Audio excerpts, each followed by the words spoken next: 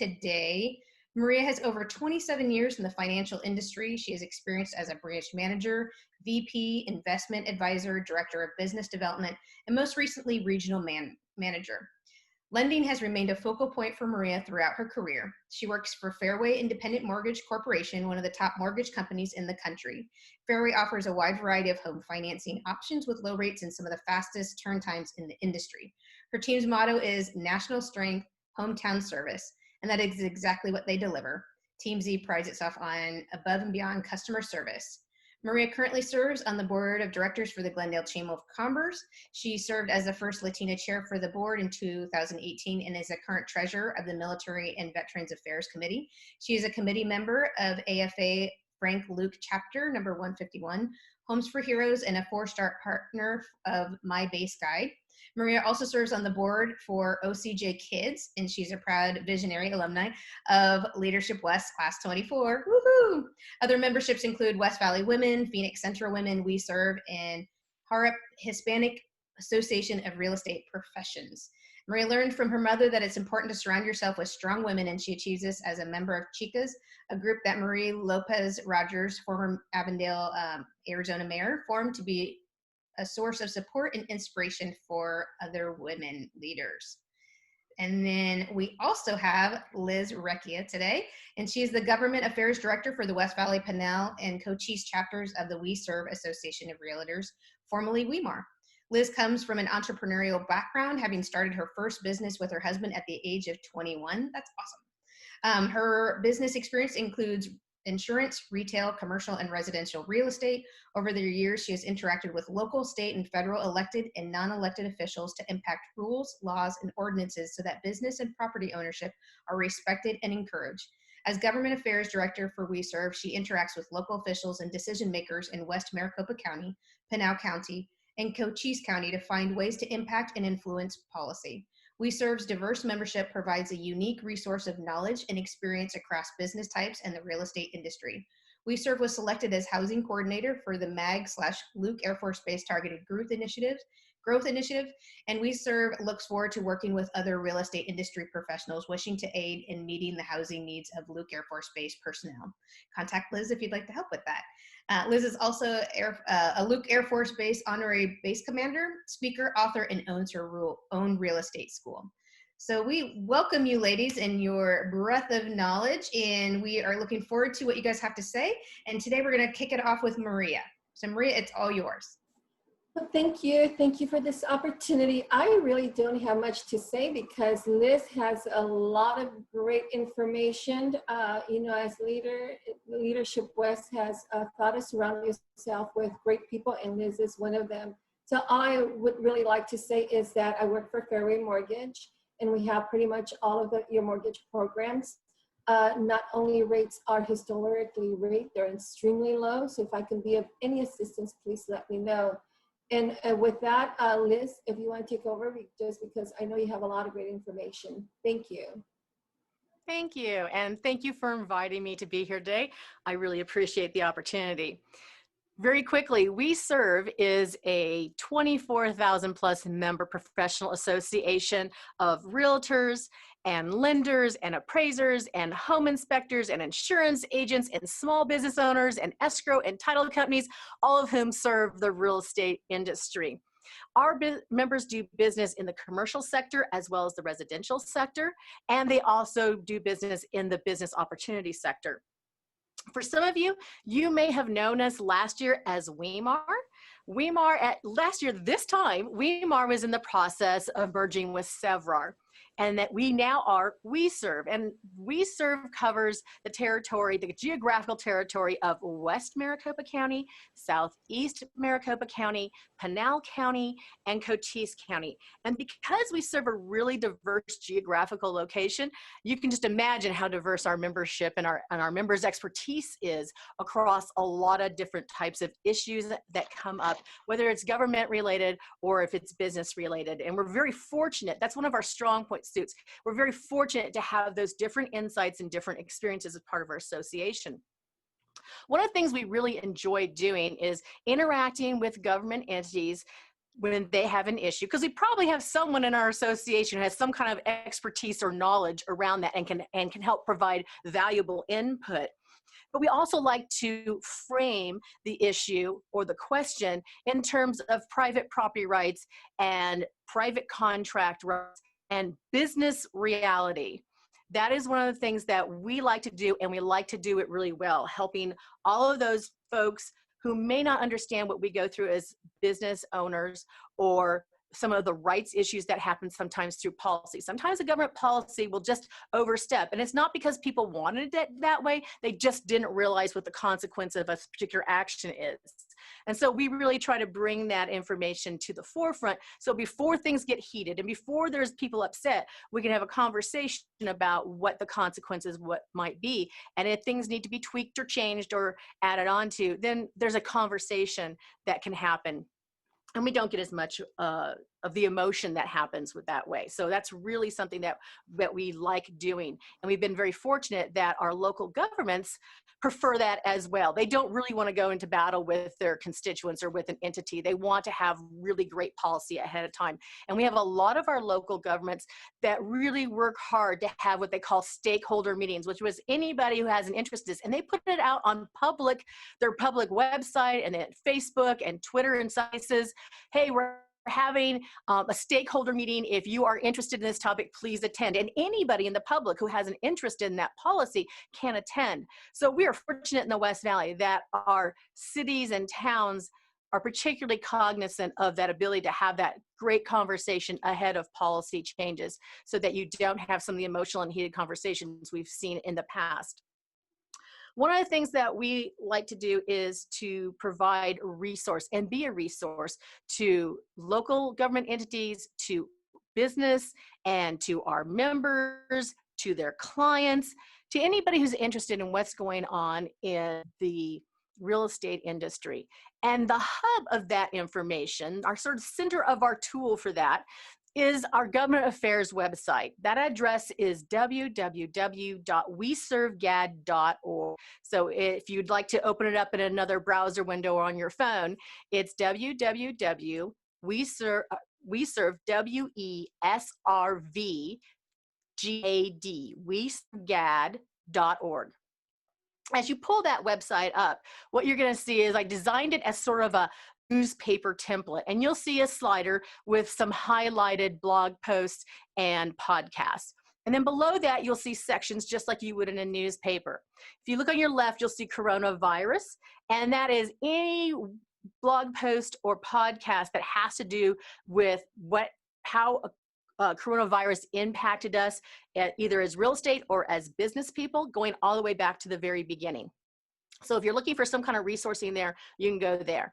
You can also see what's going on in our local cities and towns. We have a local city, local news section. And so you can just scroll through and see what's going on in different cities and towns, or you can actually search on a particular city if you're interested in. Going through all those sections, you can see regulatory updates, you can see transition, you'll see videos. When we have events, we record those events on video, and then we put that video up so that others, our members, their clients, you, whoever wants to, can access that information. Because the guests we have are city mayors, but they're also the COO of the state of Arizona, or there's some other county board of supervisors, or there's some other decision maker. So recently, earlier this year, in January, we had Judge Wismer from the Arrowhead Justice Courts talking about the justice courts. For a lot of us, when we have an issue, we're going to be in the justice court system, not the superior court system. It's the small amounts. And so it's really great to know what to expect and what the protocols are if you're going to justice court. So we had the judge come in and talk about what it is, how it works, what you need to know if you're going to be either a plaintiff or if you're going to be the person who's responding to that. So that's an example of one of the videos that we have there. So go through there and you will find videos Right now, I will say one of the videos series that I hope people access, given our current circumstances, is the video series we did with some Fenimore Craig attorneys about 2 years ago. We have an hour on fair housing, an hour on ADA, which is coming up now because COVID is considered by some agencies, not law, but by some agencies, it's considered a disability, which means ADA may kick in or fair housing may kick in, depending upon who you are in your business. It also has an hour on disparate impact, and disparate impact is coming back. The incoming Biden presidency folks have already said that DOJ is going to be looking at disparate impact. So if you're in business, you need to know what disparate impact is, and you need to be aware of what you need to be doing as a business to make sure you don't get caught up in that. So those are three, I would say right away, people should be accessing and looking at just to bone up on what that means. Because when COVID-19 got declared by some agency a disability, it really changed a lot of things that people were thinking they do. And sometimes what you do as a courtesy because of a disease could actually be violating one or more of those laws or provisions. So I encourage you to go there and look at our videos. And then we also have education flyers, which are topics that have come up and either there's misinformation or very little information or confused information. So we put together educational flyers. And if you look at that, what you'll find is, for an example, we have one on CO, on carbon monoxide. People just don't know how to protect their homes from carbon monoxide poisoning, or how to figure out if they might be susceptible in their homes to that. So we put together a real quick little informational flyer with resources and information for people. We also did one on free assumability, which became a really hot topic because there are some HOA documents that, because of the way their language is, then an FHA loan cannot be written, whether it's a reverse mortgage, a refi, or a purchase money loan. It can't be written in that community. FHA underwriting will not approve it. Well, the HOA didn't know it, and people don't know it until they go to sell or refi their house. So what do you do about that? What is that? We put together a one-pager on that so that buyers, sellers, and HOAs know what they need to do in order to allow those loans to be made under underwriting guidelines. And in fact, that flyer was so good that FHA Santa Ana informed us that they use it to train their own personnel on free assumability. So if you want to know what that is, it's a real quick one pager that's really easy, and apparently it's good enough for FHA to use for training. So I encourage you to look at some of those documents for different topics that might be interesting in our area. And then we have podcasts. Our podcast is Government Policy, Real Estate, and You. You can access it through that WeSERVGAD.org website, or you can listen to us on Spotify, iHeartRadio, and the C-Suite Radio Network. So those are just some real quick things that we do and things that we think are important to help you learn more about what's going on. So let's start with how we interact with our local cities from a government affairs point of view. And probably the easiest example is to talk about what we've done in the city sign ordinance realm. We were so excited and happy when the City of Surprise and the City of Peoria both invited us to give an input initially into their sign ordinance updates a few years ago. And just recently, the City of Glendale invited us to do that. In fact, for Glendale, we have given input on their proposed sign ordinance update, their proposed landscaping update, their proposed parking update, parking standards update, and their proposed home occupations ordinance update. So working with these initially, being able to provide that information is something that we really enjoy. Both for Glen and Peoria, first thing we did on their signs is suggest that they look and talk to a sign designer. Because frequently what we see is that what looks really large on a piece of paper looks really small, in fact, illegible in the real world. So better to get that input from a sign designer at the very beginning of when everyone's just talking about policy, rather than after we've passed it and we find out our businesses can't put up a sign big enough for you to see or read the sign. And in fact, at WeSERV, our sign ordinance sort of motto is adequate, visible, and legible. Is the sign adequate to the task? If we are standing in a parking lot of lots of large buildings, do we have enough signage on the face of the building so I can actually locate the building number I'm looking for? So adequate to that task. If you are trying to find an open house, are there enough signs to get you from point A to the open house efficiently? Adequate signage. Visible. Can you see the sign from the vantage points you would expect to see it? So if I'm sitting at the corner, can I see that sign for the shopping center across the street? If I'm across the street, can I see that sign? If I'm going down Bell Road at 45 miles an hour in traffic and I'm in the third lane over, can I see the sign? So the visibility of the sign is really going to depend on a lot of factors, but some of the biggest are you in a congested area? Are you in a rural area? What does it take to make that signage adequate to the task at hand? And then we have, and visible. So visibility also goes to what's your landscaping ordinance look like? If you mandated that I have to plant certain plants in front of my sign, and when they grow up, they cover the sign, how many times see you can't because of the landscaping in front of it? Well, that was mandated by a city landscaping ordinance that didn't actually look at the sign ordinance. So visibility, can I see the sign, or did you make me plant in front of it that obscures the sign? And then we have legible. Once I have a visible sign, can I read it? Is it readable from the vantage point I would need it to be readable? If I am walking down a pedestrian walkway, can I see a sign and read a sign up ahead for the store I'm looking for, the business I'm looking for?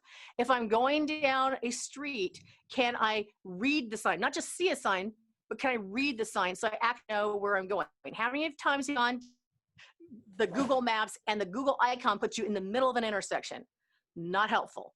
Super helpful though, if I have a sign there, I can read that, yes, this is the business you're looking for right here. So that's our sort of our mantra for how we enter into this. We really enjoy those conversations with staff, with planning and zoning commissions, with city councils. We like bringing in our members to the conversation because of their expertise. And one of the educational items we really like to do is bring in members who've had the experience of representing a property in which a restrictive ordinance actually reduce the desirability or the value of property. Hey, And in Liz. fact, when surprise, go ahead. Sorry, we've got about 10 minutes left. I was just wondering if we're gonna get to the West Valley market overview, just why it's You want hot, to the jump to there direction we're and then we'll go going. to the interviewing stuff? We can jump Yeah, there. I'm sorry. I just, Sure. I just saw the clock ticking, and I just want to make sure we kind of get to some of the Yeah, meat of the conversation. Sorry. that's fine. Okay, so let's go to the commercial office space in Welly. So we have right now, we have large offices across our valley who have self-imposed occupancy levels of 40% occupancy, but they're only seeing 20% occupancy by their own employees. And usually the occupancy is coming from Salesforce, the outward face groups of their business. Their internal staff, their operations staff, they're still working home and really don't see a need to go to the office. So with that, we're seeing a change in how office space is being leased. Yes, we are still seeing office space leases, but instead of a 50-year lease, we're going to see a 2 or 3 year lease. Because right now, the employees have the power. Or if you're going to come back in the office, then we'll get more office space. If you're never come back in the office, then we're going to reduce our office space. And so businesses know they need 2 to 3 years to figure all that because their employees need to figure out that. The other part of that is in the West Valley, as we all know, people commute from West Valley to East Valley. They have that commute of 45 minutes, an hour and a half each. Well, guess what the last few months have said to them? I don't want to do that anymore. I'm not do that anymore. So we are seeing an influx of East Valley businesses coming into the West Valley and saying, I need office space for my West Valley workers, because they will come back into a local, they'll drive 10 or 20 minutes to work. They will not drive an hour to work. So we're seeing that come in. And with that is a change in what type of office space is being desired. They don't want the high rises. They want low rises, because they want the availability to their customers and to their employees to walk upstairs instead of getting to elevators. Have a choice, get an elevator, walk upstairs. They want that type of accessibility. They also would like new construction, because right now it's a lot easier to tweak new construction for bathrooms and lobbies than it is to go through old construction and try to make that work. It doesn't work right now. But that's what we're seeing right now as far as that goes. We are also seeing a really part of the office space market being 10,000 square feet and under. That is the most active office space right now, and the most active are Scottsdale, Chandler, and Tempe. But we are seeing increasing activity out here in the West Valley for that.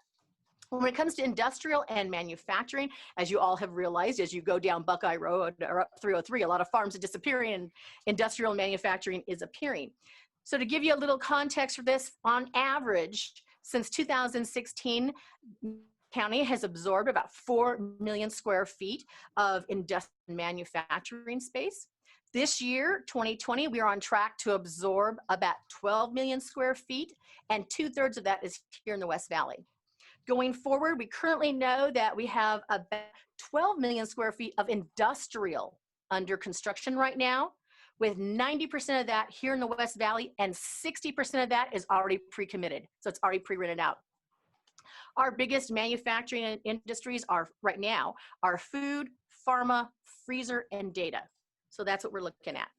When we get to single family residential rental only subdivisions, and you've seen these popping up in 2015 when I had some clients who moved into one of those complexes. It was new, it was different, it was an Avia in Goodyear, and no one knew what it really was. Well, now it's becoming of age, and we see Christopher Todd, we see Next Metro, who is the Avia product, and we see BB Living being our 3 primary providers of this type of product in the area. For Christopher Todd and for Next Metro, they are going on next phase now. They're matured enough in their investment world that they actually have investors coming in and buying the complexes. In fact, Christopher Todd just sold, I think it was a 943 unit subdivision, rental only subdivision in Glendale just last month. So you're getting that next wave of investor activity in these types of arrangements. If you are a Christopher Todd person, you know what those communities are. Hancock Builders was building those homes up until this month, and now Taylor Morrison is taking that over. So as we go through, you will find these communities in Surprise, Peoria, Glendale, Avondale, Buckeye, Goodyear, across the West Valley. Last numbers I saw is that we are expecting to see between 2019 and 2025, 25,000 of those units. I don't know, those numbers may be changing because those units are being snapped up as they're being built. So a lot of demand. As I look at our West Valley area, I think of us as being one of 3 pieces of a powerful economic development triangle: West Valley, Southeast Valley, and Pinal. And if you look at it, that triangle of economic development feeds each other and complements each other for the whole region to become and is in a position to expand over time for a very long time. We have logistics, we have freeway infrastructure, we have air infrastructure, we have land, we have technology, we have power, we have labor. So with all of that, that triangle is in a really great place as far as further economic development. And in the East Valley, we're starting to see that maturing, where a lot of the new jobs that East Valley is experiencing right now is not coming as much from new places, new jobs coming in from corporations that have been there, but existing corporations who are expanding. In West Valley and Pinal, that will come, and we've already seen Red Bull expanded before even finishing its initial facility. We are seeing facilities into both Pinal and West Valley that are buying with the express intention of expanding over time. So that's really great news for us. That means jobs will be here and jobs will be expanding over time. One of the things we're looking at is the effects of COVID-19 on small businesses. Depending upon what estimates you look at, we could have up to 50% of our small businesses no longer with us in 2021. On the other hand, with some economic development, people who have lost their jobs and lost their businesses are in an environment where they can find a job and go forward. Things that we are also concerned about overall is that when the government put in the foreclosure and forbearance and eviction moratoriums, that's not just a standalone thing, effects that ripple through. So with the moratorium, one of the things we are watching is that servicers, between the borrower and the lender, the person who collects the payments, distributes payments, and keeps all the paperwork together, they get paid per task. When they weren't getting paid, they got into some of them have financial distress. So what does that mean if with servicers having financial distress? We'll probably find out in the next few months. When it comes to the rental eviction moratorium, in West Valley in particular, the majority of our residential and commercial landlords are small landlords. They depend on that stream of income from rentals to also feed and shelter their families. So what had already started happening in January and February was landlords and tenants were renegotiating their rental contracts. And they were doing that because it doesn't take a screaming genius to figure out if industries are closing down, then, and I have a good tenant, I want to keep them. I'd rather some rent than no rent, have a good renter in there instead of a vacant property. They were already renegotiating. And by mid-March, almost everybody that we saw was renegotiating rental contracts. And then the government came in and they basically walked all over those private contracts and squashed them. And so now what we have is harm to a tenant, harm to a landlord, and because it's government entities, options to take care, to solve the problems themselves that were there in January and February are no longer available to them. And that's going to bring long-term harm to both parties going forward. And so we're really watching that carefully. Because what's the worst thing that can happen to a tenant? Have your landlord go be or foreclosed on. Who do you talk to about maintenance and upkeep? Because your landlord just went closed on or went out of business basically because there's no stream of income and they still pay for repairs, property taxes and TPT and insurance. So they finally ran out of assets. And now you, the tenant, you don't know who to send your rent to. You're going to have to negotiate that in arrears. It happens. Your property owner is no longer in the picture. And so you are sort of hung out in this never, never lands.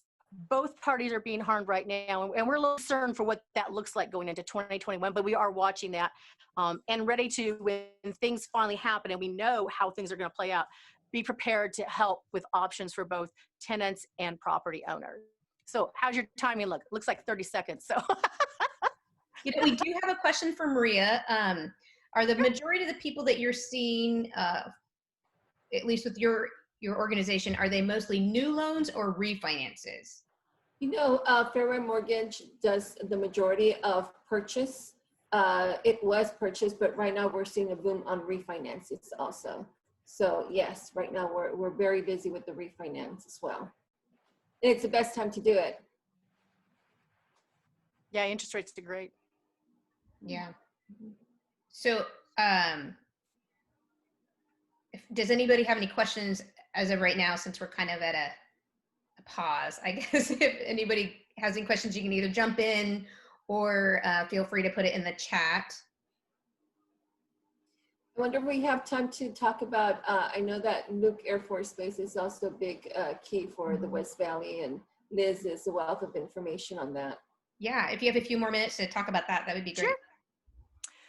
So when MAG, the Maricopa Association of Governments, a couple of years ago started working on the Luke Air Force Base Targeted Growth Initiative, there were a lot of stakeholders from different various sections. So they divided up into transportation, education, economic development, and housing. And each section was talking about what can be done, what does Luke need, what can we as the private sector and the communities around them help them so that they can be here and be really solid here with their personnel. And housing, WeSERV was selected as the housing initiative coordinator. So like to, if you have any expertise, if you're a lender, if you're an appraiser, if you're a home inspector, if you're someone with housing experience, if you're a builder or developer, let us know if you'd like to help us. And what I've done, in fact, I was just at Luke a couple of weeks ago, had a meeting with some of the personnel, asking them, okay, we have the initiatives in the MAG plan. Tell me what it's like reality on the ground for you, right? So coordinating what's in the initiative with what they really need and want, both on-base housing and off-base housing. We know that there's a shortage of on-base housing. So starting that conversation about what they want and how they want to go forward, if there's a place for us as a community to help them. There is, we just don't know what that is, and that's part of the conversation that's going forward. Off-base housing, a lot of it is just, hey, give them information like any other person who's trying to find a rental or a purchase. The problem is they have very short timelines sometimes, right? They get notification, you're going there in 5 days. Right? So one of the things we've done is worked with MAG, and there is a tool. You can go to weservgad.org and find the Luke Air Force Base Targeted Growth Initiative. And in there, I have a link to the map that was created. It's an interactive map where they can go in there and they can search on different communities, and it has amenities like hiking trails and bikes and stores and things like that. But it also has a heat map that has to do with the pricing of housing. So if you're can only afford $900 a month, then don't go, then you know that there's areas you shouldn't be looking in, because that's more like $2,000 a month rental area, or purchase, say with purchase price. So it's to help them there. We want to further their information and their ability to find good rental and find purchase property. So that's part of what we're talking about right now. How do we make sure product is coming into West Valley that serves their needs? And how do we make sure that we get that information out to them? And good. And I think you had one more about the TPT update. Oh gosh. Okay. TPT. So for those who don't, you kind of was like, oh, the transaction privilege tax. If you're in retail, you know exactly what that is. If you're a property owner and you rent your property out, exactly what that animal is. So we have been working for about 3 years with the Arizona Department of Revenue in regards to the TPT problems, or a myriad of problems. Starting with, it's difficult to submit. You can't get. They literally mismanage it. They put the money in the wrong place and then send you penalties. And then you got to fight through that. So it's just a huge myriad of issues. We identified 2 years ago, 38 specific things that were wrong with the system and how to fix them. And we have been going for 2 years now to DOR once a month for 4 hours and going through each step, each button, each word, each everything. I have a meeting this afternoon, as a matter of fact, for the update on the business change form, because anybody who's that knows it's very confusing and not good. So we have suggested corrections, and I will be reviewing those corrections this afternoon. So with that, we have had limited success. Our hope, because so many of, like 36 of our 38 issues affects every single business who pays TPT in the state of Arizona. Because TPT is not well managed or accounted for, that means by definition, cities are not getting the accurate amounts of funds that they should be getting. So our hope was that if we could fix it for our industry, then that would translate throughout the other businesses in Arizona and be a service to the entire Arizona economy. We haven't had as much success in that as we wish. And so in 2021, we are really hoping that other businesses and cities will come with us, align with us, and help us pressure DOR to make what they have already acknowledged are correct and appropriate changes and fixes to their system to make it more accurate and easier to use. They've just been not doing it, but it's just us right there. So if other businesses and cities will come and align with us and help us with that, I think we can probably get some significant changes done. So if any of you are interested, I welcome you. It wouldn't be a Leadership West event if it wasn't some kind of call to action. I love it. So do we have any questions regarding Luke, TPT, the West Valley market? Any questions from any of our participants before we close up today? So I had a question. Oh, here's a one.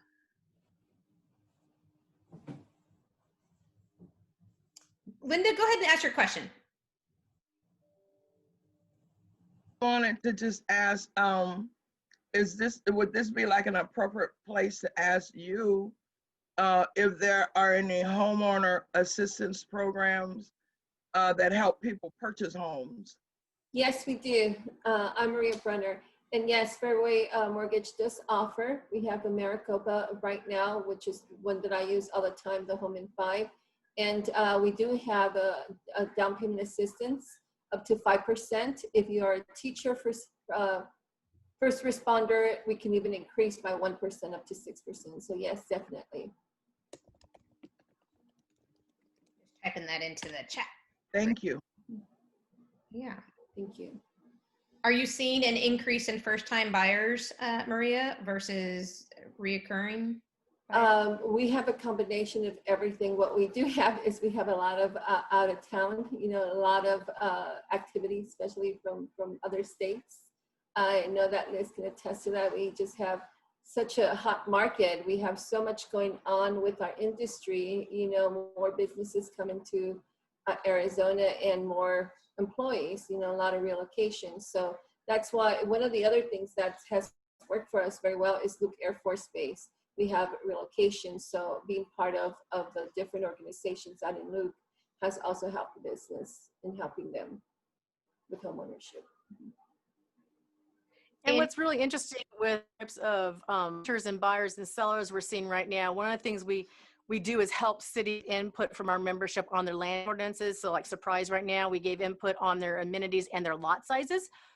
And that has to do with product that's being built today is also product that our realtors will be selling in 20 and 50 years.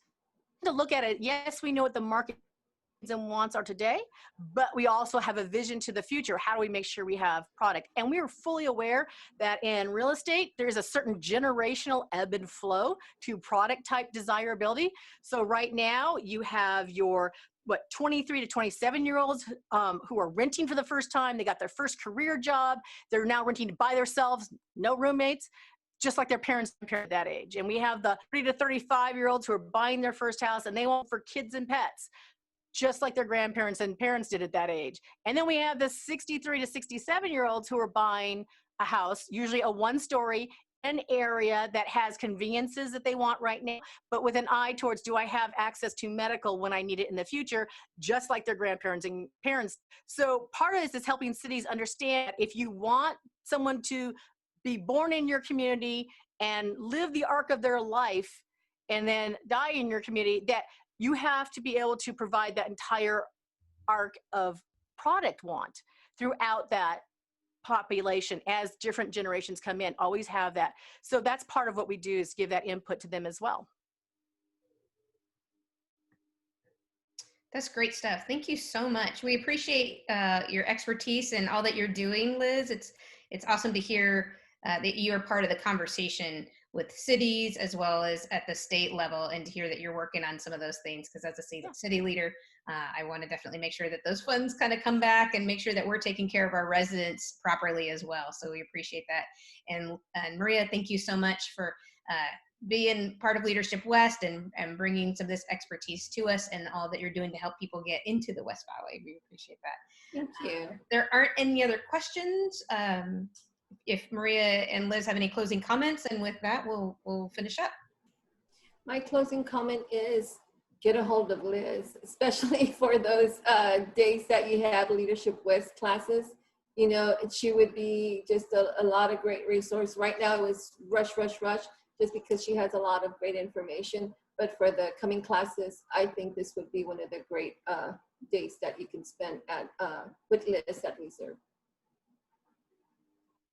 Thank you. And I just want to thank you all for having me.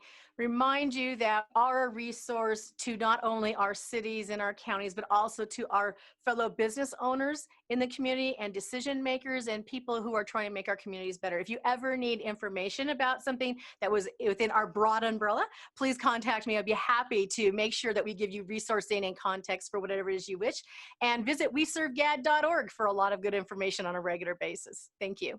So Liz, what is your email address? Can I go ahead and share it in the chat box as well if people want to? Absolutely.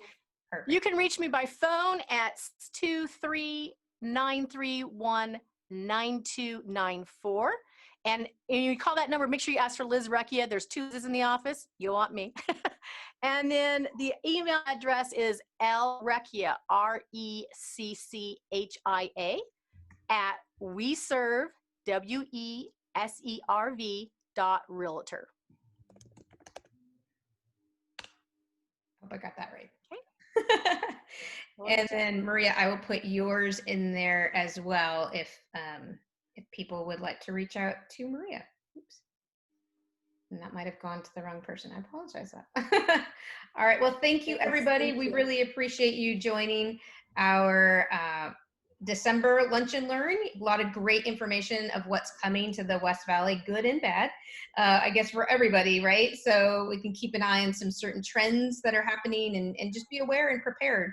I think that's the best we can do, is be informed, as we love to be here at Leadership West. So thank you so much for everybody participating. Again, their information is in the chat, phone numbers, emails, websites, and so forth. So if you have any other further questions, you can feel free to reach out to these ladies. But have a Merry Christmas if we don't see some of you before then, and we appreciate you hopping on today.